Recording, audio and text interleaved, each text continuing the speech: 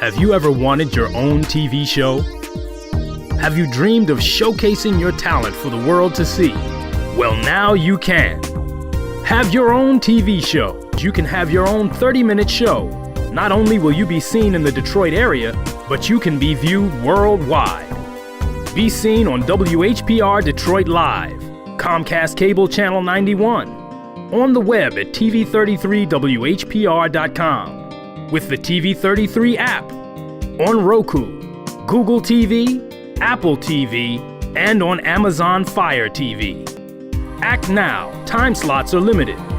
Sign up today and get a free replay with the purchase of your time slot. For more information, call 313-868-6612. Visit our studios and receive a free TV interview to promote your business, church, or organization by appointment only.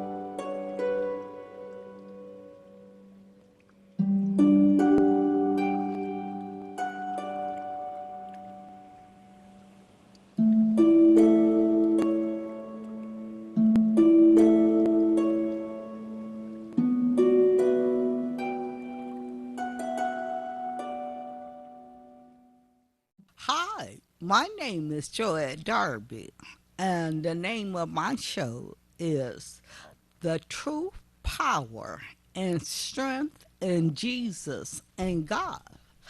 I have designed the show so that it would be thought-provoking and that it would be food for thought, interesting, and challenging.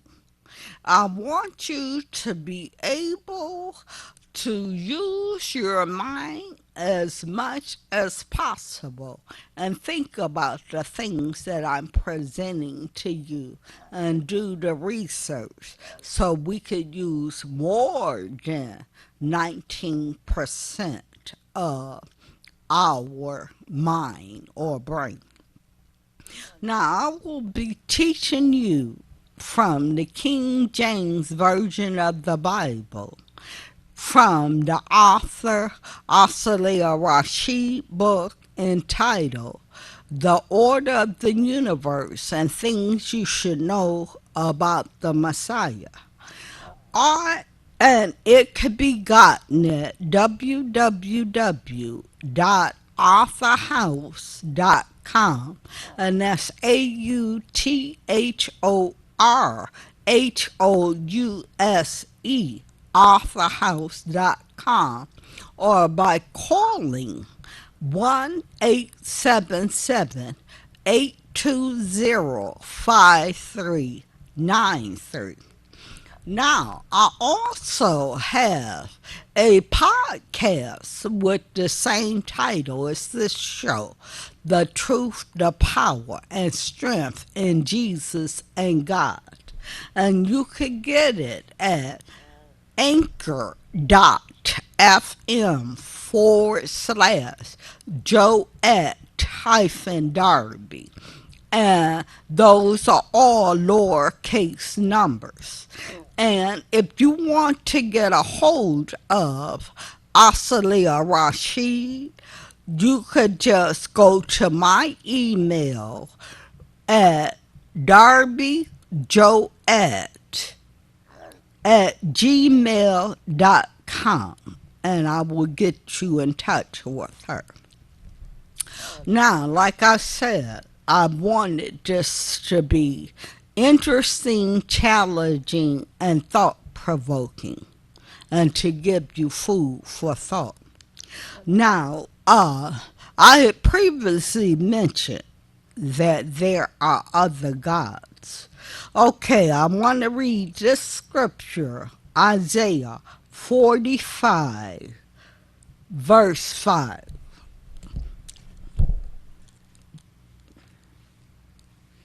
I am the Lord, and there is no other. There is no God besides me.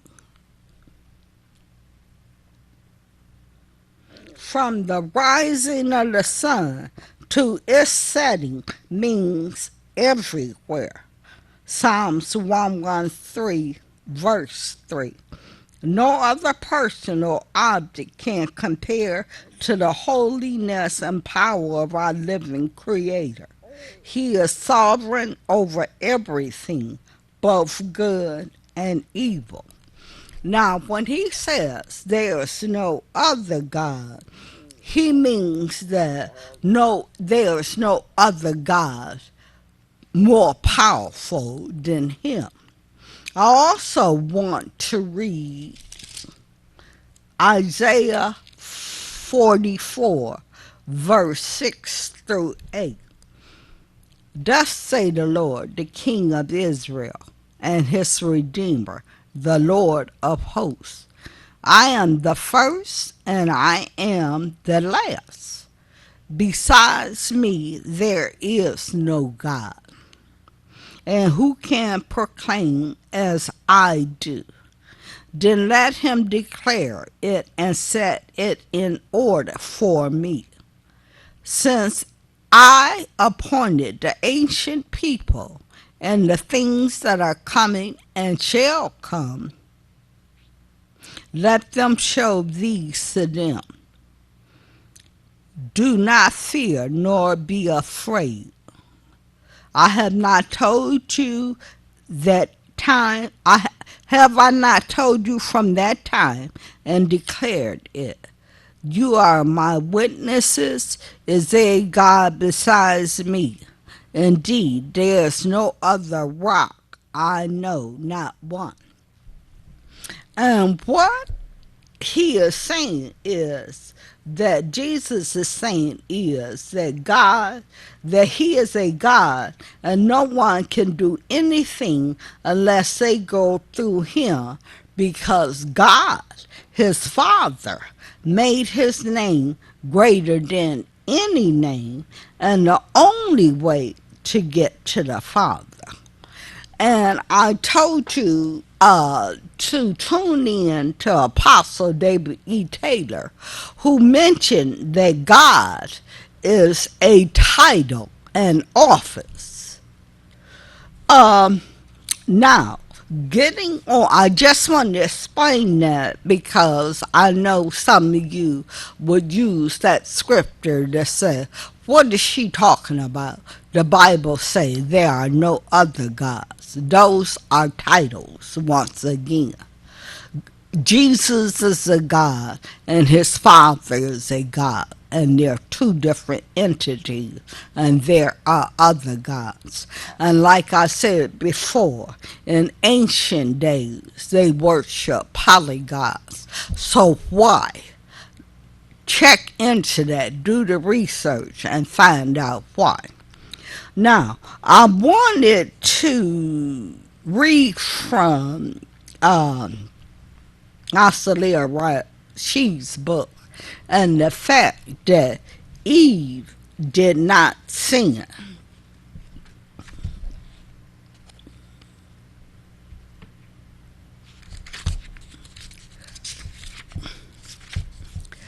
Beginning with the first book of the King James Version of the Bible, Genesis, the Garden of Eden, the eternal paradise was lost to humanity. The battle was between the Supreme Being and Satan. After that point, man lost his oneness with the universe, and sin entered the Garden of Eden.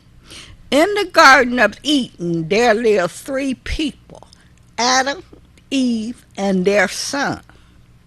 In actuality, Adam was really God. In the ancient universe, God was a warrior and a king going about his daily business. When the day was over, he would retire to the garden on earth, which was his domain. His mate was Eve, and their son was Jesus. They all sat by a tree in the garden. Now Adam said not to touch the tree of knowledge. The tree of knowledge was really Eve. She was the historian and keeper of all knowledge. One night, Satan planned an attack on God, Adam. Satan and his comrades split up and entered the garden from the east and south. Satan's comrades entered the golden gates from the south and grabbed the child, Jesus. Satan entered the garden from the east and approached God, Adam, as he slept, and tried to make love to him. Thus Satan attempted to commit the first act of homosexuality. He had fallen in love with God. Satan had watched Adam, God, and Eve make love one night and desired God for himself. That is why homosexuality is one of the biggest sins known to God. Meanwhile, Eve was dragged out of the Garden of Eden and defiled in the void of chaos. How God showed me this occurred while I was at my sister's house. I was sitting at the top of my sister's stairs when Jason said, "Look." I could see myself standing with the golden gates partly open in the Garden of Eden, looking out on the chaos and void that was described in Greek history of the earth. While I stared, a gigantic spider came rising up out of the mass of chaos and void. It came to drag me out of the Garden of Eden. I had been Eve. God showed me that this is what happened to Eve/me. She was dragged out of the Garden of Eden and defiled. Eve did not sin, but she was sinned against. Satan was kicked out of Adam's kingdom. Since Adam, was caught unaware and his family was split up, he had to bear the cross. Thus Eve, Adam, God, and their son, Jesus, were separated. Eve was searching for their son in the chaos of the world, and God, Adam, was searching for both of them. The Garden of Eden was closed off from everyone.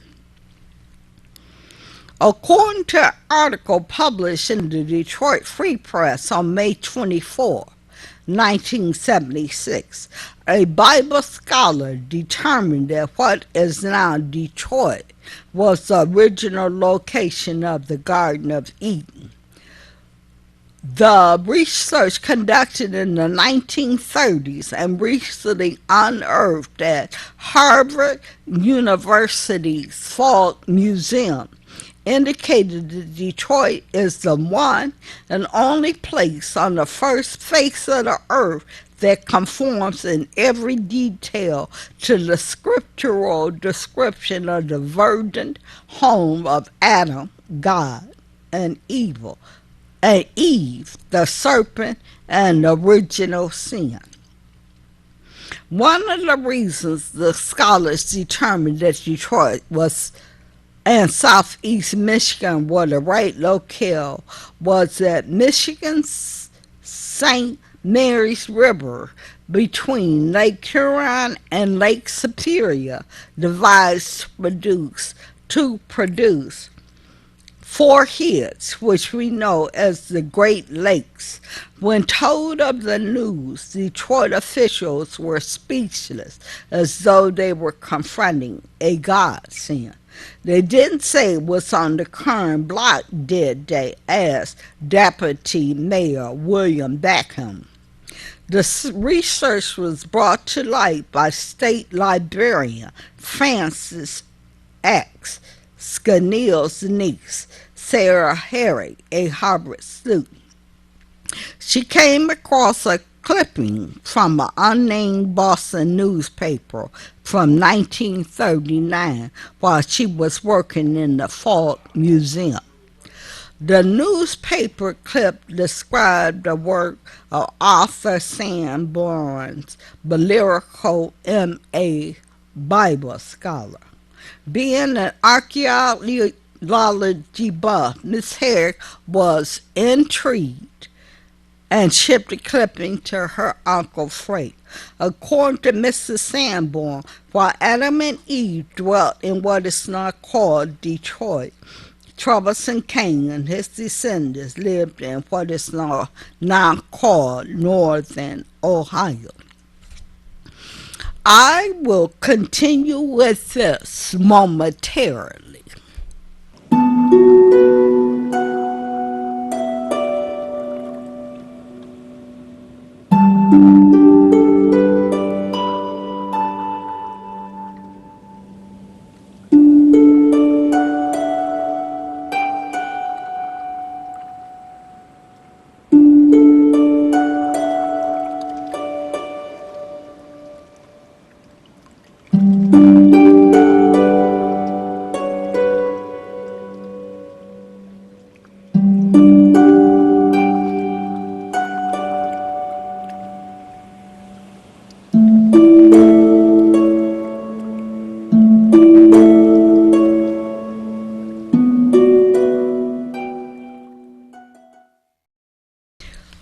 The newspaper clipping went on to suggest that the builders of Detroit skyscrapers will one day discover the world's original bones as they dig for their foundations. Well, they didn't find it when they were laying the foundation for the Renaissance Center, said Chamber of Commerce President Dwight Havens. Maybe we ought to get some Wayne and University of Detroit students out to dig.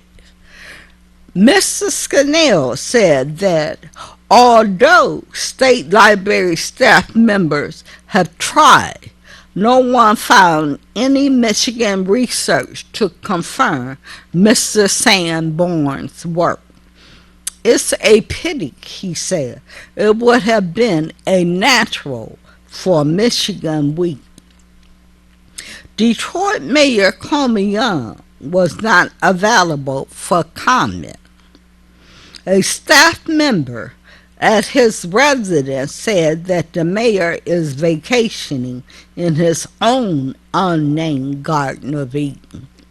He sure will be sorry he missed this one, said the staff member. So the Garden of Eden was closed off from everyone.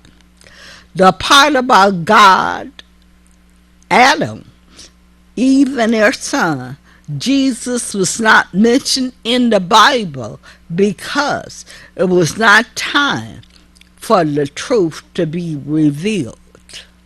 Not only are God's people studying the Bible, so are his adversaries' people. God said, I am an intelligent God. Man was made in my own image. Thus, we are to study not only the word, but seek knowledge and wisdom. And most of all, seek the truth. Now, think about it.